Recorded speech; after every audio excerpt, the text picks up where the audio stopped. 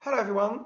So today I thought I would read the last couple of chapters of Running Wild so we can find out what happens. Now, Will, our hero, has been on quite a journey. As most of you will remember, his father died unfortunately. He then went on holiday to Indonesia with his mother, where a tsunami struck, and he escaped on the back of a giant Indian elephant called Una. He had many adventures in the jungle. He almost starved, he almost went mad. He was captured by animal traffickers, but he managed to escape. They almost burnt down the forest trying to find him, but then he made it to the sanctuary, a special island where orangutans are looked after. So let's find out how the story ends. The orphanage, I learned, had been built almost single-handedly by Dr. Geraldine herself. She had saved hundreds, maybe thousands of orangutans over the last 20 years or more, sometimes risking her own life to rescue them. To begin with, she tried to care for them all herself, but very soon there were just too many of them. She'd gone into the villages up and down the river to recruit helpers that she needed, mother orangutans, to try to teach them what the orangutans would have learned. Dr. Geraldine hadn't spoke to me about this herself. She had been kind, and kindness itself, but she was sometimes away for a day or two, and I didn't know where, and she didn't say. When she was home, she seemed always busy and preoccupied, tired too, and because of this I didn't find her at all easy to talk to, not to begin with. She was accustomed to silence in her home. I could tell that. I didn't feel I could interrupt it with my questions, and I had plenty of them.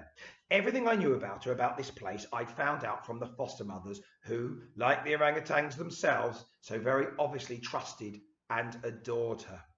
One evening, out on the lawn, one of them was singing her praises yet again.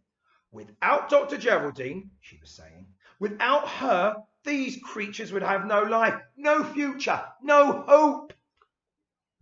And without Dr. Geraldine, we would have no work either, said another. We love the work as much as we love her. She's an angel for the orangutans and for us too. Enough of your tittle-tattling, came a voice from above me. An angel I am most certainly not. I looked up to see Dr. Geraldine standing there in her hat. It occurred to me then that I'd never once seen her without her hat on, inside or outside the house, and I wondered what she'd look without it. She held her hand to help me up onto my feet. I thought you felt strong enough. Will, if you're up for it, you might like to come for a walk with me. Not far, just down to the river and back. It's my evening stroll. It would be good to have some company.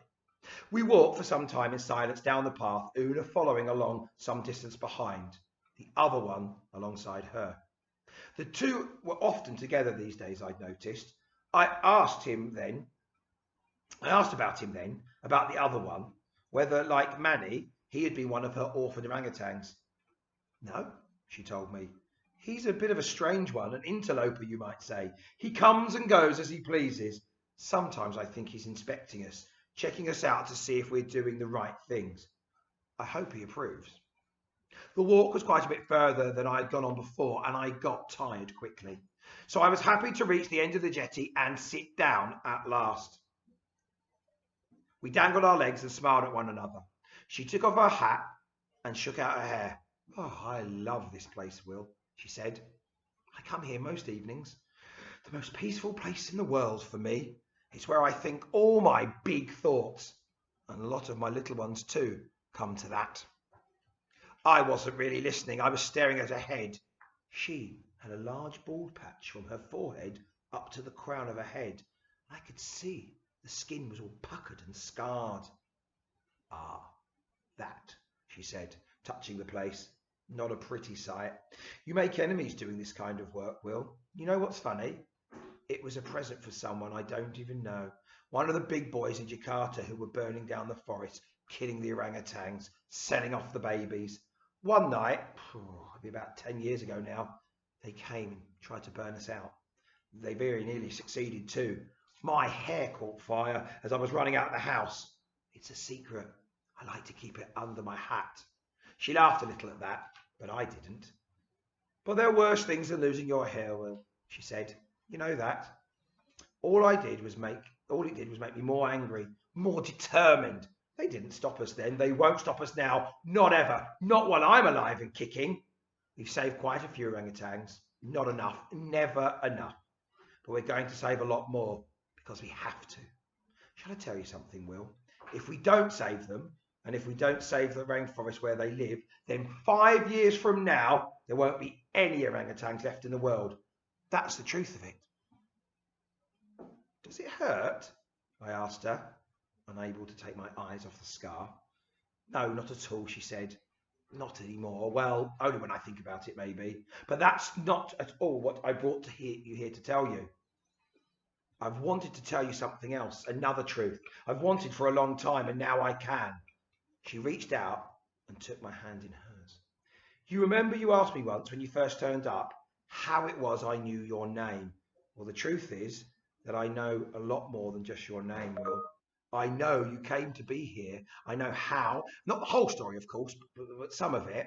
I've known right from the very moment I set eyes on you. I don't understand, I said. She took a deep breath and went on.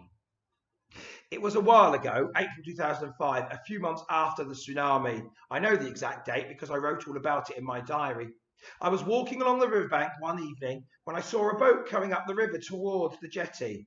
An elderly couple got off. It was late and they were tired, so I offered them a bed for the night. They didn't want to stop, they said. They'd only drop by to give me some leaflets to hand out wherever I could, and then they'd be on their way. But I managed to persuade them to come in and at least have some supper with me, and I'm glad I did it too.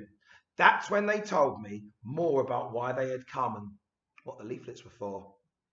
They were the grandparents, they said, of a 9-year-old boy lost in the tsunami. He was called Will, and he was their only grandchild. Grandpa? Grandma? I breathed. She nodded and went on. Will's mother, they said, had been drowned in the tsunami on Boxing Day 2004, and his father, their only son, had been killed in the army in Iraq only a short time before. You don't forget it when people tell you such sad and terrible things. They showed me a leaflet with your photo, Will. When I first saw you, you looked a little different, of course. Shorter hair, younger maybe, but quite recognisable. And besides, there aren't many boys like you just wandering around the rainforest with an elephant. I knew about the elephant too. They had some hope you must still be alive because of the story they'd heard more than once when they'd been out there looking for you. A story about an elephant, a beach elephant, that was seen taking off into the jungle when the wave was coming in, with a boy on her back, a boy with fair hair. These two wonderful people had been searching for you for months, all along the coast and inland too, dropping off their leaflets everywhere they went and asking if anyone might possibly have seen you or heard of you. When they'd gone, I couldn't stop thinking about them, about how determined they were to find you. They had so much love in them for you, so much faith and belief. They never gave up on you. They were telling you to be alive. And you were too, weren't you? They were really here? I said. It was so hard for me to take in. Dr. Geraldine promised. I promise you. I've still got one of their leaflets in my desk. I'll show you. So now you know, now you understand, Will. But there's a whole lot of things I don't understand. The tsunami was over a year ago. Oh, excuse me. The tsunami was over a year ago.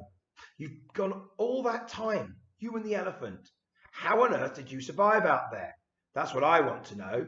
But then maybe you don't want to talk about it. That's fine. You don't need to tell me. Not if you don't want to. But I did want to. I don't know why, but suddenly I wanted to tell her everything. So I did. And as I did, I felt like I was living it all over again. From the first stampede up the beach into the forest to the day we'd swum across the river and reached the orangutan orphanage. Dr. Geraldine listened in silence all the while as darkness came down around us. The memories were so vivid to me and often so painful that at times I found it difficult to go on. At moments like this, she'd squeeze my hand tight. Every time she did so, it reminded me of how a long time ago, a whole lifetime ago it seemed, Mum had done much the same thing and for much the same sort of reason. After I finished, Dr. Geraldine asked me no questions and I was glad of that. I said all I wanted to say and I think she knew it. The two of us sat there for a while, listening to the river running by, to the orchestra of the jungle all around, to Una groaning and grunting, slapping the river with her trunk.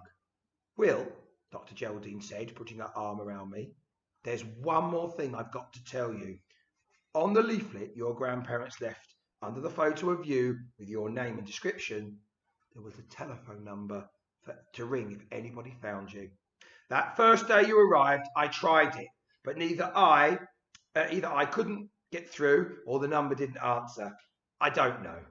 It's taken me a long while to find them, but I tracked them down, and in the end, through the Red Cross, I finally spoke to your grandmother and your grandfather only a few days ago, Will. They'd been away, still looking for you all this time. They'd only just got back home. If you could have heard them, Will, the relief and the joy in their voices, it was the best phone call I've ever had to make in my life. They're on their way. They're on their way back out here right now, Will. They're coming to take you home. Well, I hope you enjoyed that. Don't forget that soon we'll be starting our new book. Speak to you later.